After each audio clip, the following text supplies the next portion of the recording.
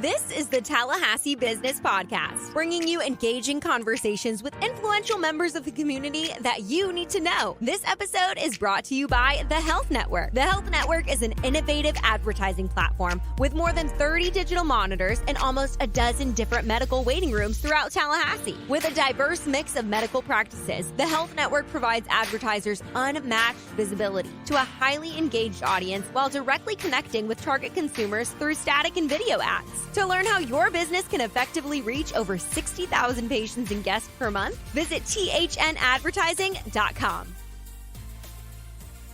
Well, good afternoon, everybody. This is Sue Dick with the Greater Tallahassee Chamber of Commerce. Excited today to have my friend. We actually introduce each other as sisters in the Chamber of Commerce, Katrina Tuggerson. Thanks for joining us. Thank you, and it's Katrina Tuggerson with the Capital City Chamber of Commerce, and I'm sitting here smiling at Sue because we always do this about this sister thing because we need each other so much. We do, well, and we mean it. You know, we run into each other probably way too many times, only that means we're working super hard.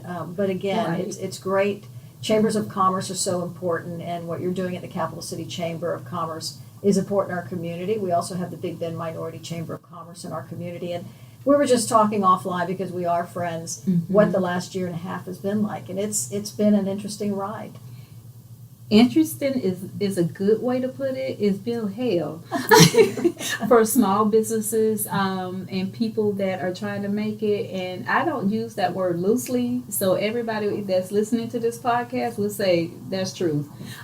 So it has been interesting. Well, you brought smiles across people's faces because you are very sincere, you're true, and you kind of call it like it is. And that's really what's important. I think that's what a lot of small businesses want. And I know when they talk to you and work with you, they know that they can count on you to help them. And that's one of the things we want to talk about today is some of the things that the Capital City Chamber of Commerce is working on. An exciting event that's coming up, so we'll just kind of jump right in. Maybe talk about some of the programming that you have found yourself doing in this COVID world and really how important that is to really your members and the businesses you're in touch with.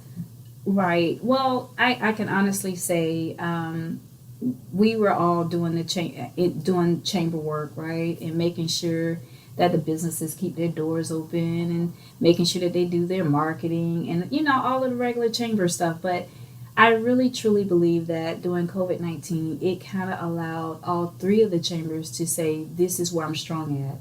And it allowed us to say, okay, like for the Greater Tallahassee Chamber, you guys, your strength is in helping the schools, the Title I schools, and being in the classrooms. I see that's growing. For the Capital City Chamber, my voice is being where we need to make sure that we meet the capacity and take down some of the redlining for some of the smaller businesses. And so I see us as working more collaborative together and branching where we are strong at. And by our communication and talking, it allows us to look like we all on top, right?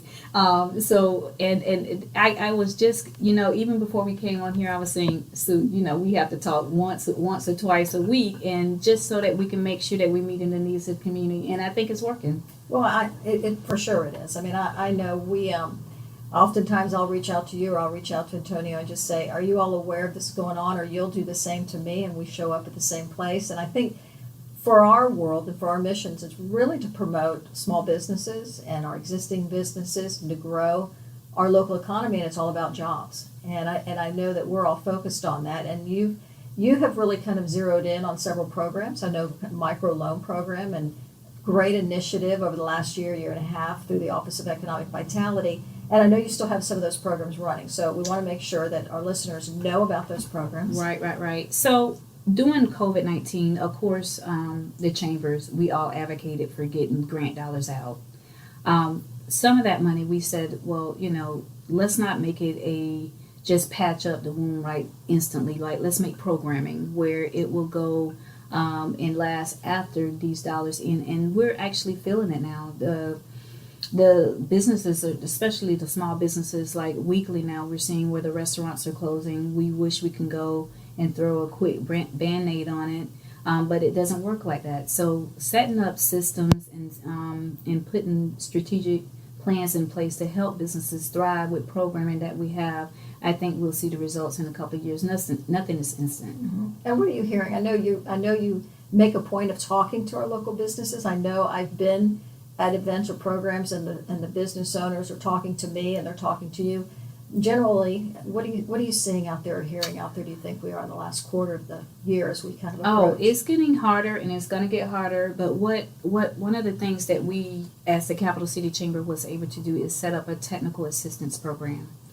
What that means is you're able to go to our website, click on it's the SOUL program, where we pull together a team of experts to help your business scale up.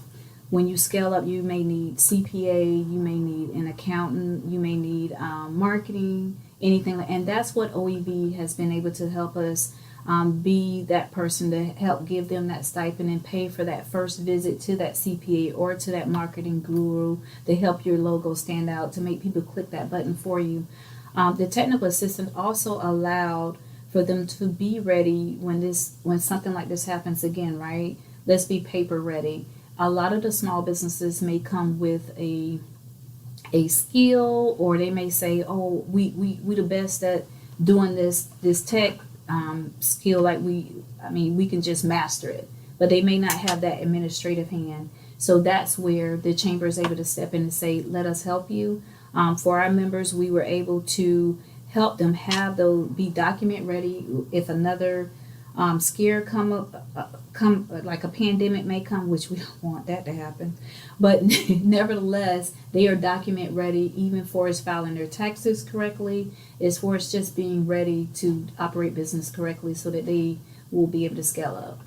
Well, and I know what we have found as a Chamber of Commerce as well is oftentimes providing those tools for businesses, no matter what stage they're currently at, is so important. And I know you had talked about us collaborating together. That what we want to try and do as Chambers of Commerce is really create that roadmap. So no matter where you're coming in with regards to either starting a business or growing your business, you can get the resources. And we often hand businesses off to each other. Right. So by you mentioning that, we get a lot of calls, and by me talking to people, I was like, well, I can't help you. You need to go over. And I actually tell them whether they need to go to the Big Bend Minority Chamber or whether they need to come over to Greater Tallahassee Chamber because of the different stages where people are in their business, right? It is our goal and my goal not to just take membership, right? That's not going to benefit their business. I don't want to overpromise and underdeliver. So I tell them, I was like, no, I'm not able to help you. Even if they go across the street to Domi or go to JMI, I'm not there to help you because there's different programs in the community that will help them where they are and meet them where they are. Well, and I think that's part of our mission, right? It's first and foremost make sure that our local businesses can grow and everything comes full circle. Individuals will get involved with organizations where they see the value, but like you, we just want to make sure point them in the right direction, make sure they're successful, and as a community, we will be successful. Right. And you know what? One of the things I mentioned is, and we were at I don't know where we were, but we were there. But I mentioned everybody. And I'm going to say this on the radio, and I'm going to keep saying this. They say, why 3 chambers? I say, well, it's multiple churches. People connect to where they feel comfortable. It's different pockets of people. It's different relationships, and it's okay.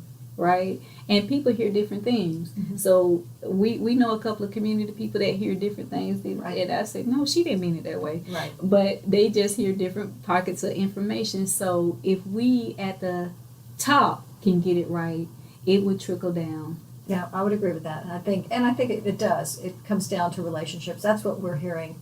I think as we all come out of this COVID and everybody's waiting for 2022, what it's going to look like, I think we're going to find that a lot of individuals are going to take that one step back, maybe a little bit. It might be, so what's the positive out of this really tough time we've been through? I think people might just take a step back and say, right, because I don't do anything I don't want to do. I would tell you, no, I don't feel that. You're not the only one. I mean, we're hearing that a lot. And you know what, that's okay. Sometimes you have to readjust. Well, COVID, and then coming through those hard times, and I was like, doesn't that make me feel happy inside and out? And I know it's going to be time, especially as business owners, we're going to make decisions that we're not all happy with. But at the end of the day, am I really totally happy? Because if it's a good choice, you're going to see the good results. So it's going to make you smile. Yeah. Well, I know you're gearing up. Speaking of making people smile and doing things that I know you love to do, you have a conference coming up, the Advantage Conference. that you're working very hard on. But let's talk about that. Hard is not the word. So the Advantage Conference that we have coming up, and thank you for leading into that, is the Chamber Conference that's here in town. This year is exciting because we're collaborating with Domi Station, also with Women Wednesdays, and they are always been our partners. But what we did, we put it on Startup Week so that we can have a week of activities and not have all of the pressure on one partner. Myself. So I'm very honest when it comes down to things like this, because you can't do anything by yourself, and nor do you want to be anywhere by yourself. So we collaborated together just to make sure that it goes and be most effective for the community. And so we have it set for November 8th and 9th. The Chamber kicks it off those 2 days. And so where's the best place to find out more information on it? Well, actually, you can visit capcitychamber.com, or is also information on Domi Station's website, which I don't have their website right now. Sorry, Robert. But you can go out and look at Domi Station's website, and also it's on capcitychamber.com, and also it's on Women Wednesday's website as well. Katrina, it seems like your entire life it has to do with Chamber of Commerce, but I know what brings a twinkle in your eyes when you talk about your family. So let's do this real quick, because talent is so important. At the Chamber, we focused on that. And let's do a little bragging on your kids. You walked in talking about your daughter, who's now in Washington. Yes. Well, what I do is and give to others, and put my time into others, because it spills over to my children, right? My kids are why I do what I do.